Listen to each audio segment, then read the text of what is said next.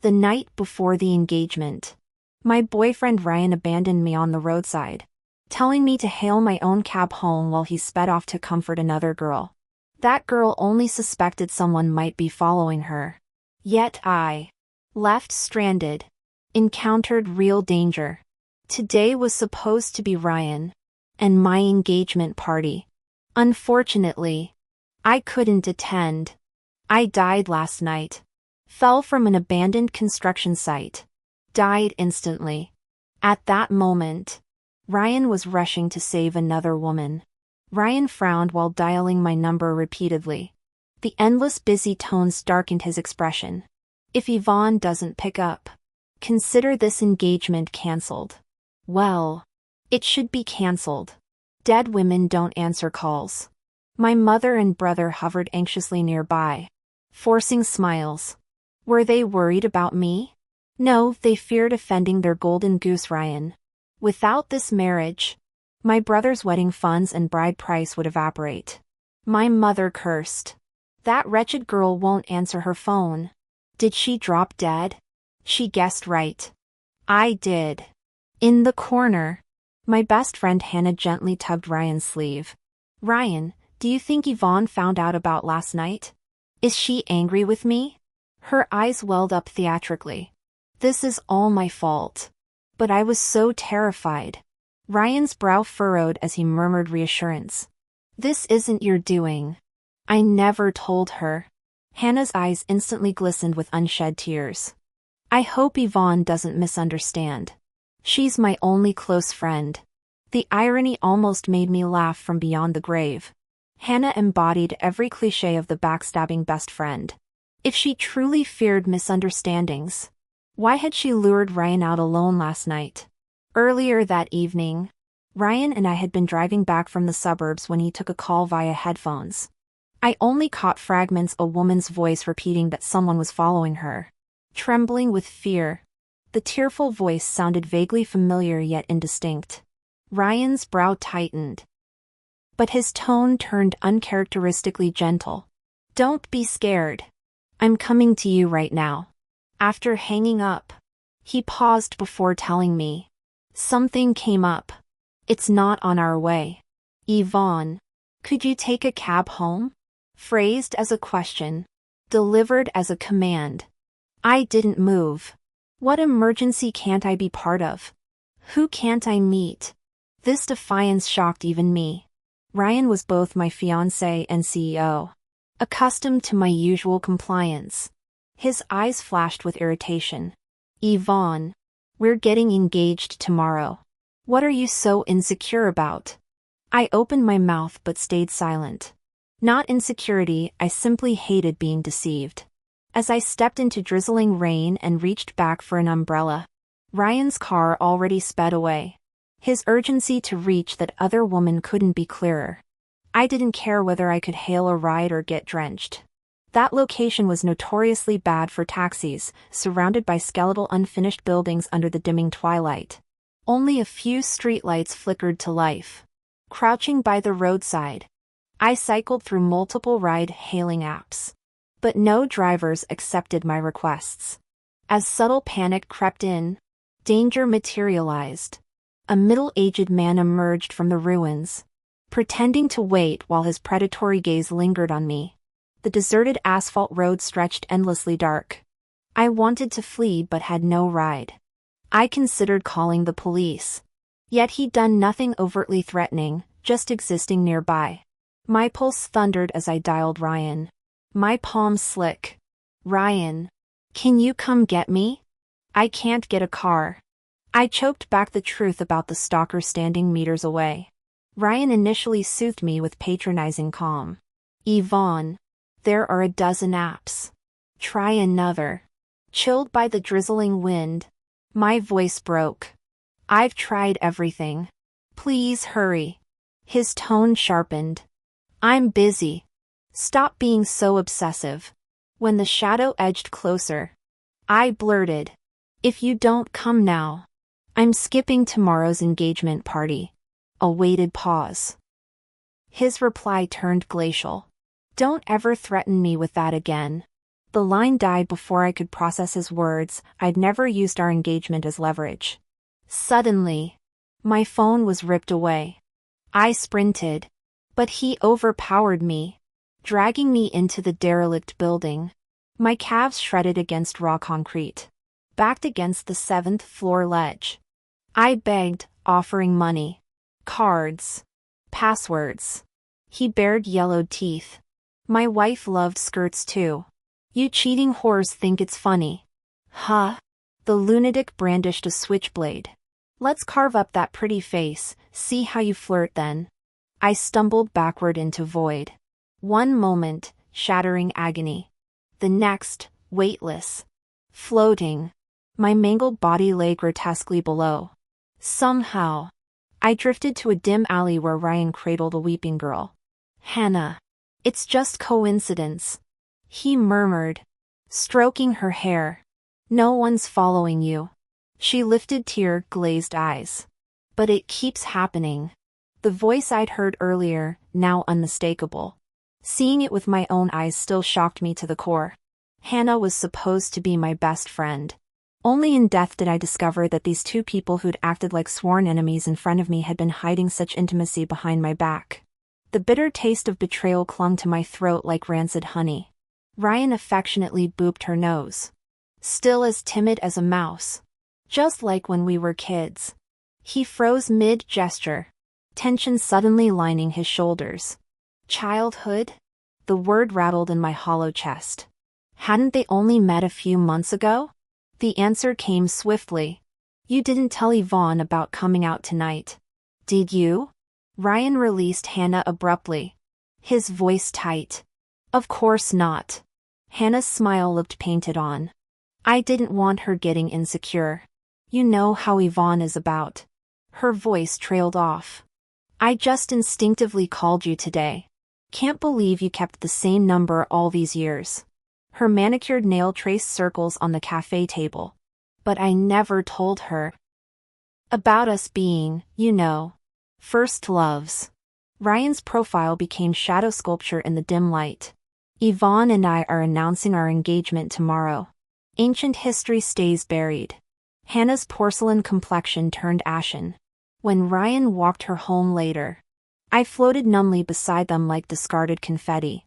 Had things stopped there, I might have clung to the delusion that Ryan ever truly cared for me. Reality stabbed deeper. As Ryan turned to leave, Hannah suddenly sprinted forward, arms locking around his waist like steel traps. I still can't forget you. Ryan! Her tears darkened his shirt. Tell me how to stop. What happened next unfolded in slow motion. Ryan's violent turn. Their desperate collision of lips. The way his fingers tangled in her honey blonde hair with none of his usual restraint. This wasn't the controlled executive who gently kissed my forehead after our chase dates. This was wildfire. I turned toward the alley wall. Phantom tears burning. By the time I looked back, Ryan had pushed her away. Yvonne helped rebuild Carter Enterprises from the ground up. He rasped. My grandmother adores her. This marriage happens. Hannah's laughter scraped raw. You've no idea what I sacrificed. After you cut me off senior year, I had to become her pathetic little shadow bringing lattes. Staying late. Laughing at her stupid jokes. Her voice broke. When she asked to be best friends. Please. But I thought you'd dump her after appeasing your family. Instead you're giving her everything. The revelation punched through me. All those months of Hannah's relentless friendship, the homemade cookies, the overtime companionship, her radiant smiles had been calculated moves. Yet when she'd whispered, "Can we be real friends? I've never had someone like you," I'd melted. Because Yvonne's life script broke me. The memories I'd inherited showed a childhood where other kids played while I scrubbed formula bottles and dodged my mother's backhands.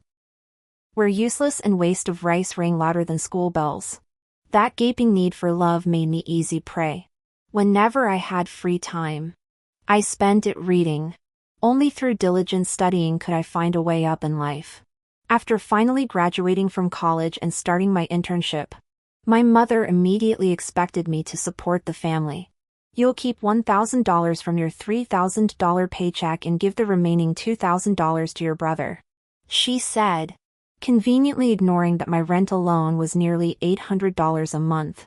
Ryan became my lifeline during those desperate days, allowing me to take salary advances and lending me money. Those small kindnesses made me view him through rose-tinted glasses. So when he later asked me out, I said yes.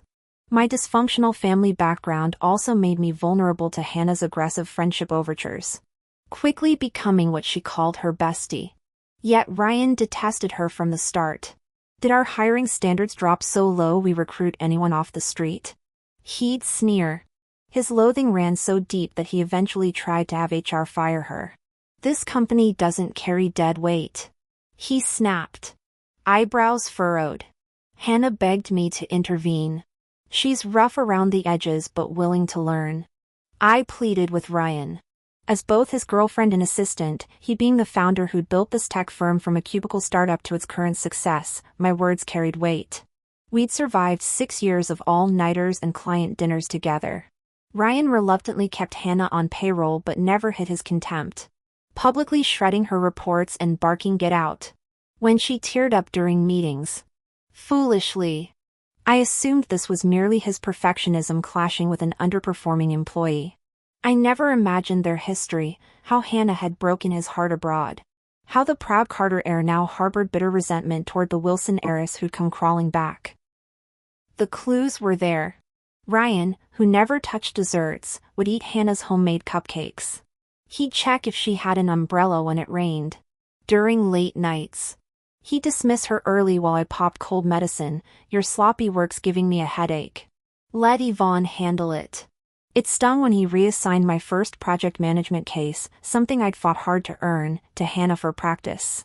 "You're perfect as my assistant." Ryan shrugged, pulling me into an embrace. "Let's get engaged, Yvonne. Everything I have is yours anyway."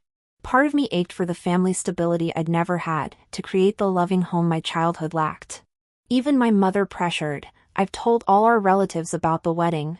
Don't embarrass me now that Ryan's finally proposing after all these years. We thought he was just stringing you along." The day of the engagement arrived before I could even process it. Had last night's tragedy not occurred, I'd be accepting blessings at my engagement party right now. Though uncertain about future happiness, at least Yvonne would still be breathing, wouldn't she? My spirit hovered like mist above the venue, watching the scene unfold from this detached perspective. As minutes ticked by without my physical presence, my brother muttered curses under his breath. "Mom, Yvonne's really screwing this up. If she doesn't come, what about the down payment for my house?" Mother hushed him, casting nervous glances toward Ryan, who stood smoking furiously by the corridor wall, his stormy expression keeping even Hannah at bay. When his phone emitted another unanswered dial tone, Ryan shattered a champagne bottle against the service cart. "I'm giving her this damn engagement. What more does she want? If only I could scream I want nothing. I'm already dead." The crushing loneliness of my former self permeated my consciousness. They all blamed me, yet none considered I might be lying in a morgue instead of willfully absent. 2 hotel staff whispered nearby. "Did you see the news? They found a mutilated woman's body at Golden Shore. Family hasn't claimed her yet." Hannah's breath hitched. "Could that be Yvonne?" Ryan snorted. "Impossible. She never went there last night." Fool. The killers had staged the crime scene, dumping me in the ocean only for tides to wash me ashore. My final warning echoed uselessly: "If you don't pick me up tonight, I won't come to the engagement." Ryan's fingers flew across his phone screen. "Yvonne, you have 10 minutes. No show equals cancelled engagement. We're through." Hannah sidled closer. "Ryan, half the city's elite are here. What if she really doesn't come?" He fixed bloodshot eyes on her, cigarette burning dangerously close to his fingers. "If she doesn't show, you'll take her place." My family seated nearby. "That useless bitch." My brother spat. She's about to lose her fiancé to that gold digger. When the 10-minute mark passed, it wasn't my ghost but a police call that arrived. The color drained from Mother's face as she hung up, tremors racking her body. The morgue required identification for Yvonne. The air hung heavy with silence. If ghosts could munch snacks, I'd be cracking sunflower seeds right now to ease the tension. The expressions below fascinated me, a kaleidoscope of human drama unfolding. Hannah's initial shock gave way to subtle relief. My brother scowled, probably worrying about his promised perks disappearing with his soon-to-be ex-brother-in-law. Mom collapsed like a deflated balloon, muttering, "This can't be. She looked fine in yesterday's video." Without constant comparison to her golden child, she'd managed to scrape together some maternal affection for me. Ryan leaned against the wall, his marble composure betrayed by trembling fingers crushing a cigarette. His boardroom voice cut through the morgue's chill, "I need visual confirmation." We floated after them to the identification area. My pavement-kissed face made Hannah and my brother recoil. When Mom saw the firecracker scar on my left forearm, childhood souvenir from her precious son's mischief, she wailed like a wounded animal. For one fragile moment, maternal instinct overrode her usual subservience. "She was with you last night," she challenged Ryan, though her courage faltered under his glare. Ryan stared at my mangled form, jaw clenched. "She got out of the car midway." I circled back 20 minutes later. So he'd actually looked for me. Pity. His surge came 3 minutes after the concrete embrace. Mom's accusatory "how could you let her" died when my brother yanked her sleeve. Even in death, her loyalty stayed with her living investment. Ryan's eye twitched as he turned to Hannah. "You're certain about the stalker?" Hannah's left thumbnails clicked. "Her tell. Would I lie?" She sniffled. Classic self-scripted melodrama. I chuckled soundlessly. Bastards don't reform overnight. Let the dominoes fall. A week later, Ryan marched into Carter Enterprises like death hadn't reshuffled his world. The Hunyuan deal finally materialized after 2 months' stalemate. When sales handed him the contract, he muttered without looking up, "Have Yvonne verify the figures." The awkward pause lasted 3 heartbeats before he stabbed the intercom. "Coffee. Now." The replacement assistant scurried in with his usual brew. He sipped and grimaced. "This tastes off." Followed Yvonne's instructions exactly. The stammered reply came. Poor lamb hadn't realized dead women make better baristas. Administration chose that moment to deliver framed photos. Ryan's knuckles whitened around a silver-framed shot of us at last year's gala, my laughing face forever preserved under glass. "Ryan Carter. This is the group photo from last year's company retreat. Yvonne mentioned placing one in your office." Ryan glanced at the frame. "Why isn't she in the picture?" "You forgot?" Yvonne missed the retreat to handle the Hunyuan project, chirped the HR manager I'd befriended. Never one to mince words. Hannah nearly botched that account. Yvonne spent 4 weeks practically camped at their headquarters salvaging the deal.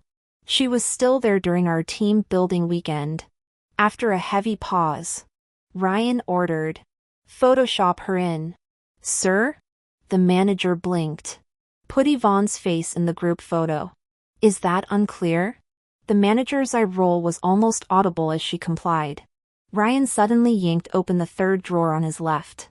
Dozens of sticky notes cascaded out, my handwritten reminders from over the years. "Ryan, take your 2 p.m. meds. Priority review for File B. Don't stay angry. Please?" Each adorned with my doodled smiley faces. His fingers trembled on a pale blue note. "You left me behind again yesterday. Remember how my mom used to abandon me roadside when mad? Still gives me panic attacks." The memory struck like physical pain, that disastrous client dinner during our startup days. Watching Ryan's face flush crimson from baijiu, I'd intercepted his drinks. When the client draped his arm around my shoulders pushing more alcohol, Ryan dragged me outside, snarling, "You don't drink for me." We'd fought bitterly in the parking lot until I fled the car in tears. He found me 10 minutes later, crushing me against his chest with frantic apologies. "Yvonne, God. I'm sorry. Never again. Now Ryan traced the faded ink. Shoulders shaking. The man who'd built a tech empire sat crying over office stationery. He stopped coming to work.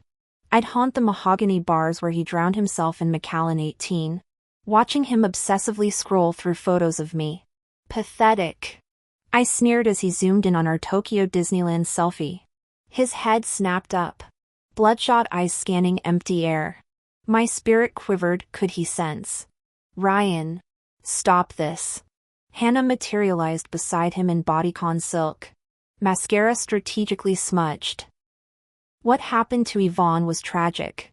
But the living must move forward. Her hand crept toward his forearm. You still have people who care. He recoiled like touched by live wire. Even if Yvonne were gone, it wouldn't be you. Never you. Why? Her lipstick smeared with disbelief. The answer hung unspoken in the whiskey haze, because replacements don't erase originals. You can Photoshop faces into group photos. But absence has its own gravitational pull. My sticky notes still filled his drawers. My name still caught in his throat during investor meetings.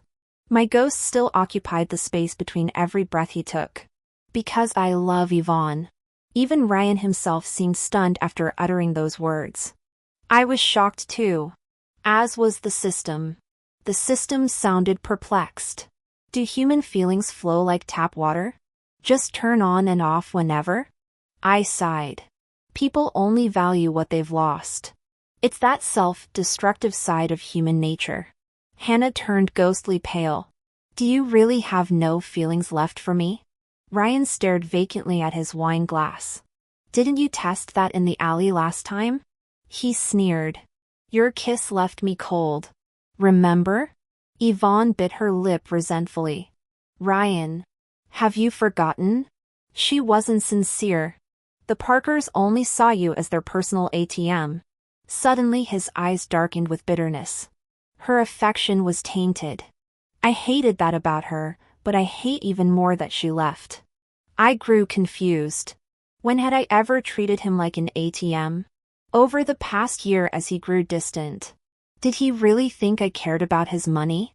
Hannah never expected to lose to a ghost. She screamed desperately. She's dead. Yvonne's dead. I'm still here. Ryan drained his glass. Bloodshot eyes glaring venomously. If not for you.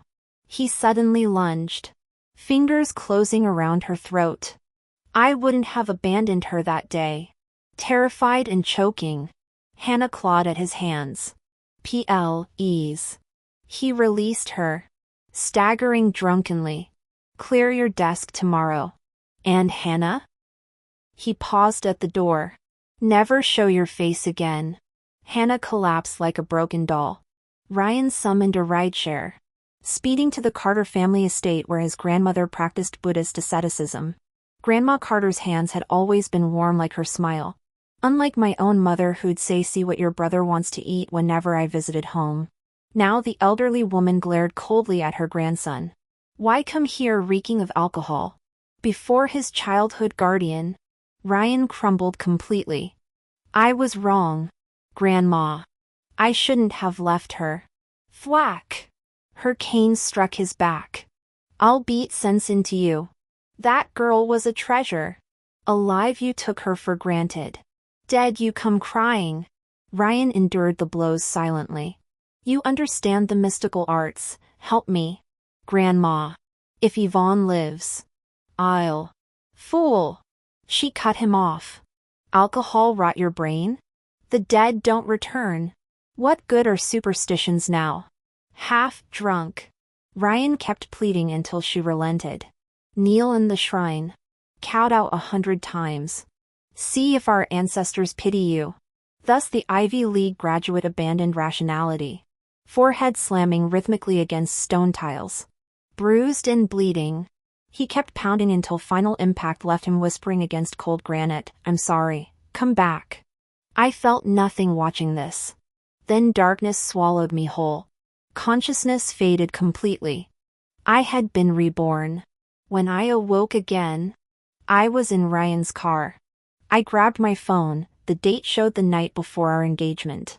Peering through the window at the scattered streetlights, I recognized we were approaching the abandoned construction site. Ryan's phone rang again. My pulse quickened. Was history repeating itself? This time, I'd rather die than step out of this car. Let him leave if he wants. As expected, Hannah's distress call came through. I turned to see Ryan frowning coldly at his phone. Call the police if you're in danger. I'm not coming, he stated flatly before ending the call. Yvonne. You're awake. Ryan gazed at me with unexpected tenderness. This hadn't happened in my previous life. Why was the storyline changing? Even the transmigration system remained eerily silent.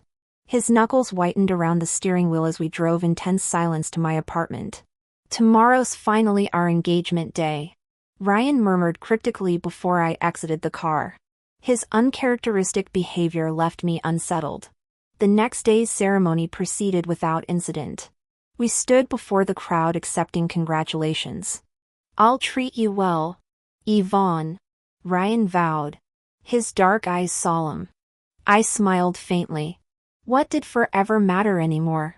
During the reception, Ryan kept silencing his buzzing phone until finally answering in the hallway. His face drained of color as he returned. Hannah's threatening suicide. I need to check on her, he rasped.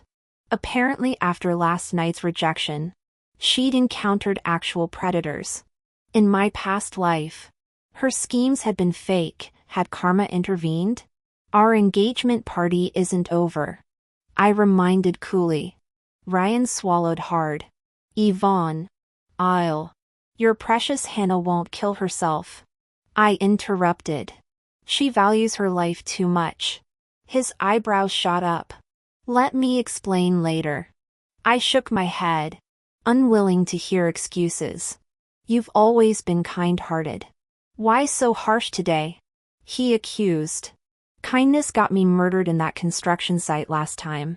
I watched wordlessly as Ryan rushed out. That familiar sting of abandonment piercing my chest despite myself.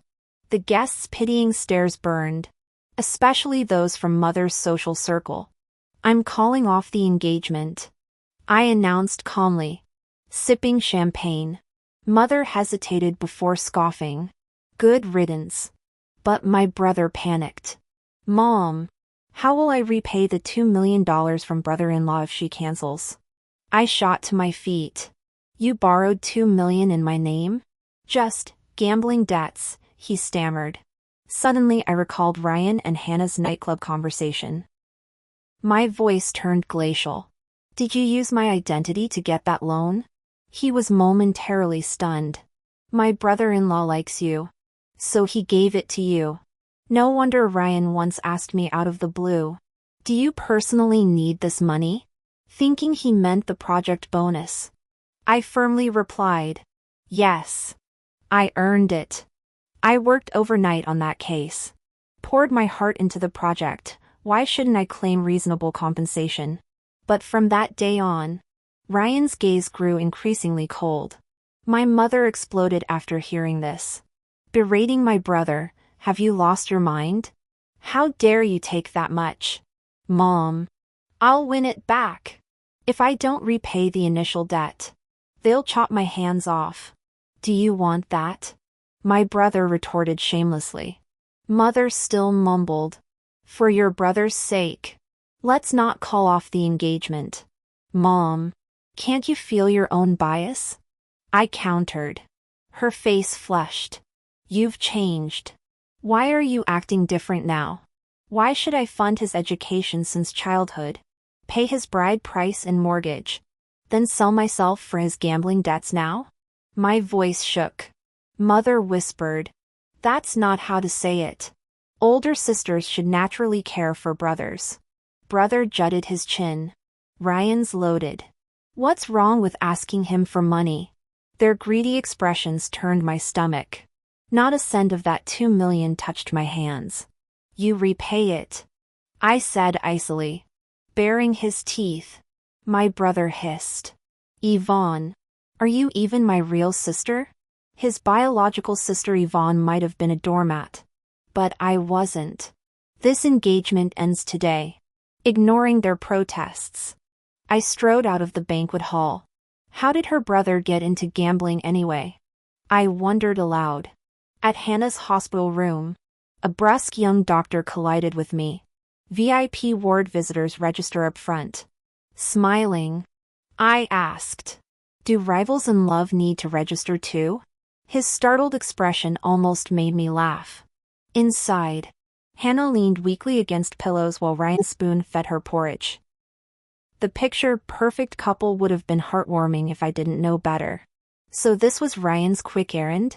Typical man, wanting both the thrill of the chase and the comfort of familiarity. My eyes caught the faint scar on Hannah's wrist. That shallow cut wouldn't bleed much, I noted dryly. Both looked up startled when I entered. Hannah mustered a fragile smile first. "Yvonne, this isn't what it looks like. Don't misunderstand. Don't mind me." I waved my resignation letter and engagement ring at Ryan. "Starting next week. I'm Horizon Group's senior project manager. You'll need a new fiancé. Hannah here seems available." Ryan's face darkened. "You think I'll agree? What choice do you have?" I countered. He chuckled darkly, running his tongue over molars. "Show me 2 million cash now, and I'll consent." We both knew I couldn't. The money's my brother's debt. Report it as fraud if you want. I knew nothing. Turning to Hannah, I added, "Stop playing innocent. Channel this effort into work and you might actually draft a decent proposal." As their faces tightened, I dropped the bomb. My brother kept asking for money because he's gambling, and who introduced him to the den? My dear friend Hannah here. How could you slander me? Hannah's eyes welled up theatrically. Meeting Ryan's gaze, I said, "Check yourself. The casino's owned by Hannah's uncle." Hannah Wilson screamed. "What proof do you have?" "I have a recording of you with my brother. I'm going to play it now." She suddenly grabbed my phone in panic and smashed it against the wall. "Don't play it. Don't take photos. Please. I'm begging you all, no photos." She crawled off the hospital bed and buried herself in Ryan's arms, weeping pitifully with tears streaming down her face. Her melodramatic act reeked of guilt. Idiot. I never had any real evidence, just bluffing to expose her. Yet Ryan, that perplexing mix of shrewdness and naivety, fell for it completely. "Yvonne." "Hannah, they took those photos of her. The doctors said she can't handle stress." Having said my piece, I turned to leave the hospital room, unwilling to watch her pathetic performance any longer. Ryan grabbed my arm abruptly. "Yvonne, don't go." Beneath the tree shadows, his voice turned hoarse. "I'm sorry." "Which part? Abandoning me halfway through our last life? Or ditching me at the altar in this one?" His face paled. "Yvonne, you've also been reborn?" So my suspicion was correct. We'd both retained memories from our previous lives. "Ryan, do you know how terrified I was that night? Falling from that building, feeling my bones shatter. I didn't die instantly. The pain killed me slowly." His eyes reddened, guilt pooling in their depths. "My soul lingered after death. I saw you embracing in alleyways, kissing. Remember all those times at the office? Publicly reprimanding her while secretly aiding her behind closed doors. I realized I'd been the ultimate fool, the joke everyone laughed at. My words felt like sentencing our shared history. You've always assumed I'd wait through 2 lifetimes. Ryan. Such arrogance." His throat bobbed. "Does this mean you won't forgive me?" "No." The faint hope in his eyes flickered. "Forgiveness implies lingering emotion. The opposite of love isn't hatred, it's indifference. You simply won't exist in Yvonne's future."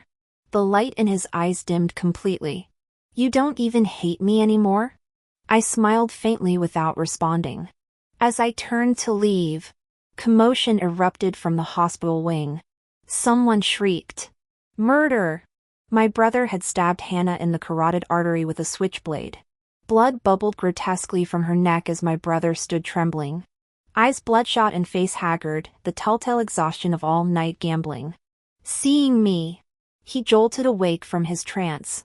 I just asked for a loan. She always lent me money before. Of course she did, the casino belonged to her uncle. This was simply money laundering between family. Hannah's scheme to entrap me through my gambling brother backfired spectacularly. How ironic, she'd plotted to ruin my marriage prospects by exploiting my enabling nature, yet became victim to her own machinations. After my brother's murder conviction, our mother wept harder than when I'd died in our previous life. The hysterical sobbing landed her in the hospital. Yvonne, save your brother. Help him. Mom, he killed someone. How could anyone save him now? Her eyes turned vicious. This is all your fault. Why couldn't you die instead? I smiled. I already did once. Not planning to repeat it.